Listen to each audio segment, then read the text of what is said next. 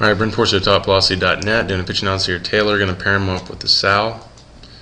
Take Taylor here into his leg lift.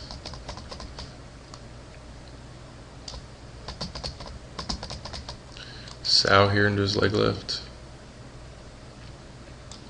Okay, so you can see Taylor's got this big swinging leg lift. He lifts it up, swings it way back. Wherever there's an action, there's an equal and opposite reaction. So when he comes out of the peak of his lift, we can see he does lead with the front hip, and we can see the knee moving with it initially, which that's not a bad position at this point, but I'm afraid that with that big swinging leg, it's going to take over. Let's see what happens. You see a Sal here as he comes into his lift.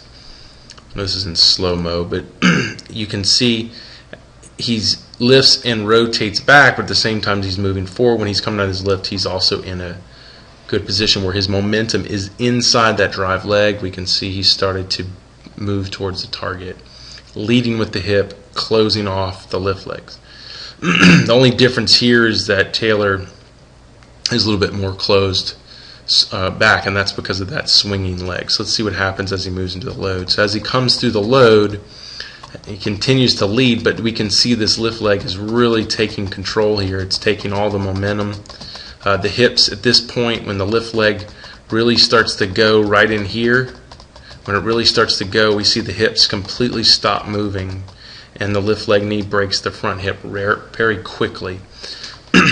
This is just, it's a good position to see where the force vector is, because when this lift leg knee breaks the front hip, what's going to happen is the lift leg is going to get out more, and then it's going to get open, and then it's going to put down. So we have to be in a linear position. Now this is a vertical position. We need to be somewhere pointing to this front hip, and we need to lower our center of gravity. Okay, so Taylor's not in a good position at this point. He's going to have to rush the back leg, get it down, get it linear, even if he can, so he can actually drive, triple extend, and drive that back hip through. We watch a Sal here. His lift leg is wanting to take off, but he actually extends it to hold it back. Not a necessary move, just as long as you can keep it back and allow the lift or the front hip to cover ground before the lift leg knee breaks out. So you can see with a Sal, when his lift leg knee breaks his front hip, he's in that linear position, which is the perfect position now to build ground reaction forces through the drive leg, and ultimately, because of the linear position, it will drive the back hip through, which is very common of high velocity pitchers. So you can see here with Taylor, if we take him on, there goes that lift leg getting way out, getting really extended as he's trying to bring the force vector down, but there's just too much momentum coming through that lift leg, and it's taking off. It's actually pulling him off the rubber here. As we can see, it's like someone's dragging him. His leg isn't even moving. He's being pulled off the rubber from the front leg. He lands, he stabilizes right here, and the hips and shoulders stayed in sync. So you can see when the hips and shoulders stay in sync, it's because there was no force coming through this back hip. If we have a force that comes through this back hip, then that will pull the hips or drive the hips forward before the shoulders, and we create that optimal hip to shoulder separation. So we can see when he goes in the front foot and the hip starts to rotate, we have hips and shoulders moving together. It's because his lift leg got out early, got out with too much momentum, took control of the delivery, drug him off the mound, and when this back leg is dragging, so is this back hip. So when you land and stabilize, there was a little inertia from the linear move, but still not a driving force, and still being drugged or held back, therefore better chance it doesn't separate from the arm. Because to separate from the shoulder, it has to be thrown forward in an explosive manner. There's no way it's going to slowly pull apart. These core muscles are too strong and too tight, and they at rest are not apart. They must be pulled apart and stretched, and that takes force to do it. We can see here with the Sal, he opens his front side, and at the same time we see that explosive extension, knee and the ankle as it kicks out right there. We can see that really aggressive kick even in slow motion here, and we can see how even the hip flexor kicks through with it, and we see the reaction in the hips and the front foot, we really see that dynamic rotation.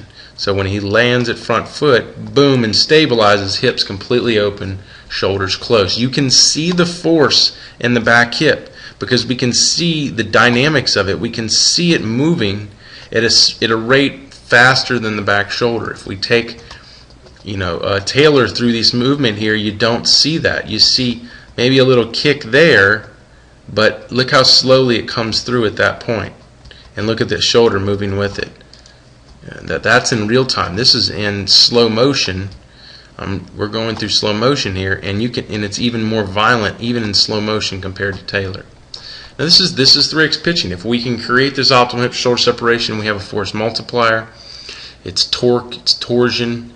It's going to then accelerate the shoulder speeds as long as you stay stable in the front leg. That's going to pull the arm into optimal external rotation as long as it's staying relaxed into good shoulder abduction. You can see when you don't have a force multiplier, hips to shoulders moving together, you don't get that optimal external rotation along with that front tilt, forward trunk tilt. So if we put Taylor into that same position, if we took his torso to here like a sow, and then his arm to there, or ultimately take where his arm is here and take it to this position, he'd be here. If we pulled his torso forward, it'd be there or maybe even higher. So you can see he doesn't have the torque then converting into the shoulder, which is then accelerating the arm into an explosive internal rotation as long as you stay extended and strong. You can see Taylor's getting the later external rotation, staying vertical, staying strong in the front leg. I like the strength there, but definitely not finishing in a high velocity category. Close, looks similar, but remember, if we go back to that ASMI case study, the American Sports Medicine Institute, in their comparison of high velocity, low velocity pitchers, they found that high velocity pitchers, low velocity pitchers are more different earlier in their delivery and more the same at the end. So we can see, I can pick out the differences in the end, but it's definitely more obvious in the beginning, especially when we saw when the lift leg knee broke the front hip. Just looking at that picture, look at the stride length, look at the force vector, look at the lowered center of gravity. It's a very different position and move than a low velocity pitcher, and it's ultimately what creates high velocities. So Taylor, I appreciate you sending your video. I recommend you start learning more about 3x pitching. You'd be a perfect candidate for the program because you have a lot to improve when it comes to shoulder separation, which will have a significant increase in your pitching velocities. So post me a question here if you have any questions.